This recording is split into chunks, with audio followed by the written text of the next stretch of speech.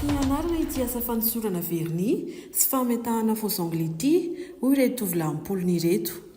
Tena asa ity fa tsy asa tselika ary tena mahavelona. Raha nosokajiana ho asam-behivavy hatrany izany teo aloha dia efa maro ireo lehilahy manao izany ankehitriny. Tsy mahamenatra ihany koa izany na dia asam-behivavy ho hatrany ireto tovolahy ireto. Manodidina ny 20 hatramin'ny 100 isan'andro ireo vehivavy tonga manao hoho amin'izy ireo. Ary miakatra be izany amin'izao akatoko ny fety izao. Ahoana izany hoe lehilahy manositra verni izany aloha fa izy ity tsy asam-behivavy. Tovy tsy dia manahirana aloha le hoe lehilahy manositra verni satria raisina ohatran'ny asa rehetra ihany izy ity. Inona izany nahatonga anao hoe nanao an'izay hoe asa fanosorana verni izay? Ny asa aloha tsisy hoe nahatonga ny asa fa le hoe fitadiavam-bola hoe sarotra mitady vola dia aloha ny asa hita teo dia natao. Tsisy antony manokana hoe vola ny tena antony izany. Efa ela? Teo amin'ny 5 à 6 ans teo.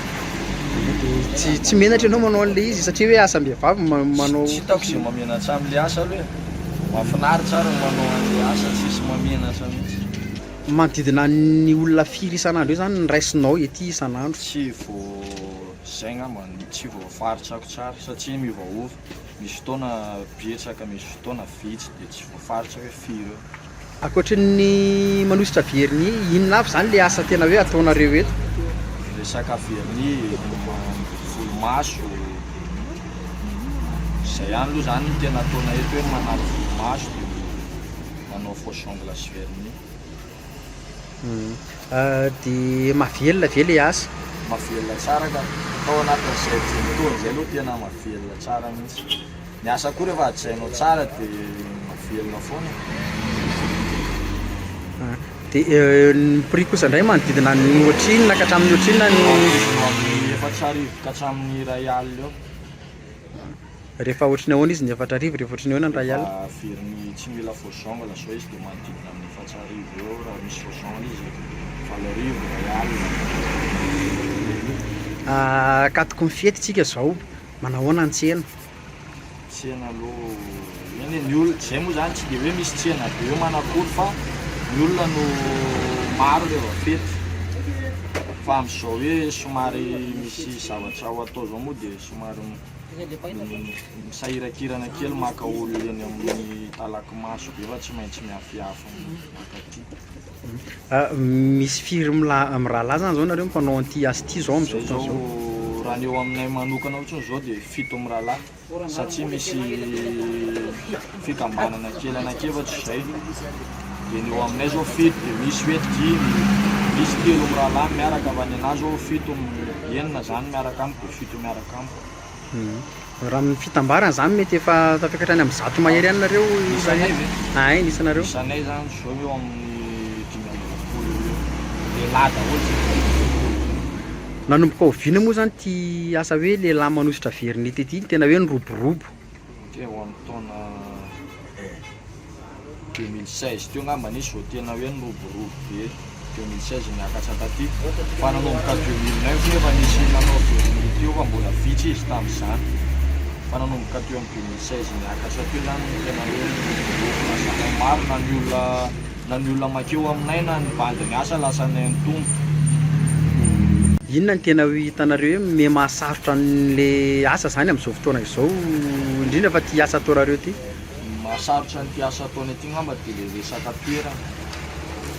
Satria izay mbola tsy tena hoe manana toerana ara-dalàna sy fixe hoe eto anay fa mbola eo aloha izay no mipetrapetsaka sotsiny hoe maka sorozoro ny andraisana olona.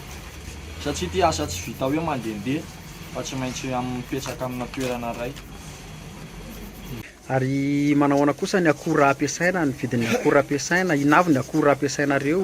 Akora ampiasaina aloha tsy dia hoe betsaka be fa karazana verni, dia faux ongles, izay ihany ngamba ny tena akora hoe akora tena ilaina indrindra. Fa madinidinika eny manaraka eny hoe ny coupe-ongle, ny lime, izany. Fa ny tena akora ampiasaina hoe tsy maintsy ilaina aloha dia ny faux ongles sy ny verni isan-karazany. Manao ahoana ny vidin'izay eny an-tsena amin'izao mety hoe izay tonga dia any fangalana ny maka anazy dia eny atonotony azo fina tsara izany. Arono a raha hoanao manokana ve ty asa ty ny anarana sa hay ho azy sa hoe ahoana ny ahaizana anazy? Na zao ty tsy ny anarana fa ohatrany hoe fampianampianatra teo zay rehetrarehetra hoe fampianampianatra misy vaovao tonga dia iny dia eo ihany hoe fampianatra eo hoe ianona vaovao dia ampianampianarinao mandray amin'ny fitaovana eo izy dia mahay ho azy eo fa tsy dia misy hoe am'base hoe ty ataovy an'izao na hoe ampianarina izao hoe zao manao an'io fa to dia mandray olona eo izy dia fa hainao azy io. Dia inona avy zany le karazana vernis ataonareo sa vernis tsotra sa misy an'le style? Style ninay zany nailara mihitsy tonga dia nailara koa dia misy déco rehetrarehetra mihitsy zay sary hoentin'olona vany misy hoe misafidy atao aminay misy efa manana fanina telefôna izy dia iny tsy maintsy réalisenao eo. Dia miankina amin'izay koa ny sarany? Miankina amin'izay ny sarany, miankina amin'le hoe zavazavatra sarisary atao. Anao zao inona na tonga anao an'ity asa ty hoe lehilahy manosotra vernis raha anao manokana? Hoe zay ihany le fitadiavana dia tonga ihany dia niaraka amin'irony tonga dia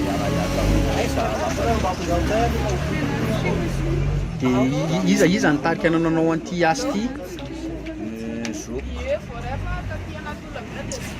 Zany hoe nareo roa lahy zany nareo dia samy manao an'ity daholo sa firy lahy nareo? Fito lahy hoe fianakaviana ray ihany zany. Ny fanontaniako hoe nareo rio ve zany samy efa manana ny client nareo tsirairay sa ahoana ny fitadiavana client?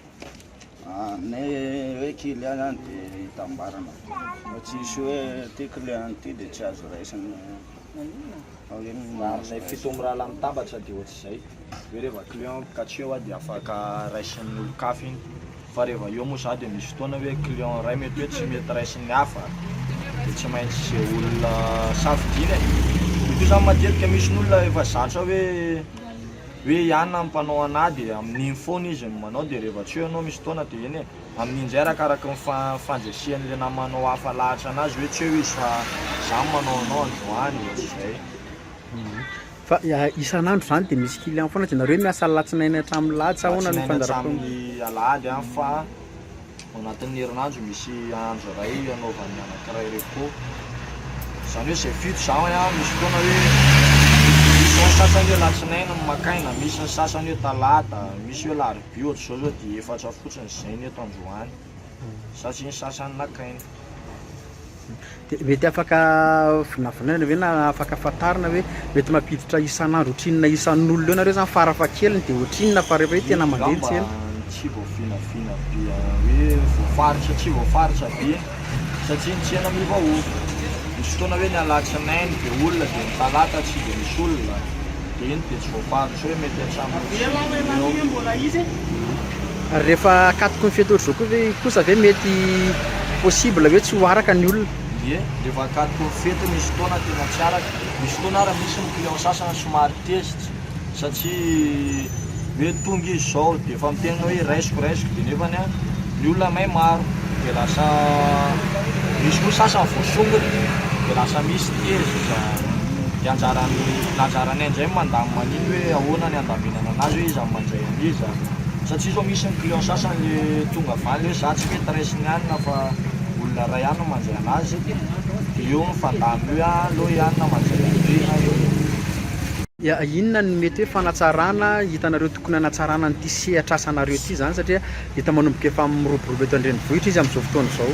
Fanatsarana an'ity ngamba resaka plasy ihany ngamba resaka hoe toerana manokana ho anay satria zay tsy manana hoe toerana manokana natokana ho anay mihitsy fa eny amoron-dalana zay manao an'ilay olona dia nefa ny ara mba misy hoe toerana manokana malalaka ho anay zay maro tsy ho vitany hoe toerana kelikely zany satria zay maro be zay moa le olona maketo aminay koa efa somary may betsaka may mitombo ny andro manalina ihany.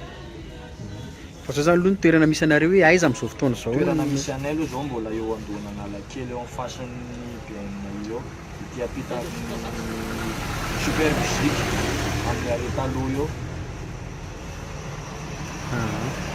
Fa asa afaka ampiroboroboana tsara zany ty anareo ty?